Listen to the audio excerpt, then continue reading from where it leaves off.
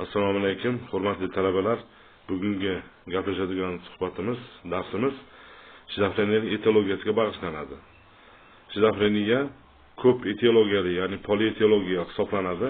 Shizofreniya kelib chiqishda 100 dan ortiq nazariyalar bo'lgan, lekin bitta kasallikning orqasidan buncha ko'p nazariyalar bo'lishi haqiqatdan yiroq bo'lganligi uchun butun dunyo shizofreniyalar kelishib 5 ta nazariyani qoldirishdi. Birinchisi psixogenez nazariya. Bunga ko'ra insonlar orasidagi munosabatlarning buzilishi shizofreniyaga sabab bo'ladi deyiladi. Ikkinchisi irsiy nazariya. Irsiy nazariyaga ko'ra kasallik irsiyat yo'li bilan o'tadi.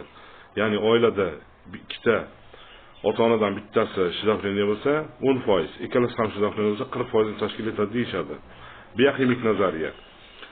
Organizmda adrenalin noroziliklarga bog'liq bo'ladi. Autointoksikatsiya nazariya virus, bakterial, yuqumli kasalliklardan immun tizim zararlanadi va shizofreniya sabab bo'ladi deyiladi va 5-inchisi shizofreniyaning patos etnozis konsepsiyasi.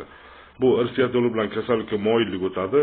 Moyil bo'lgan inson patosga ega bo'lgan inson bo'ladi deyiladi va nozis bu kasallik hayot davomida kasallikka aylanib ketadi deb tushuntiriladi. E'tiboringiz uchun rahmat.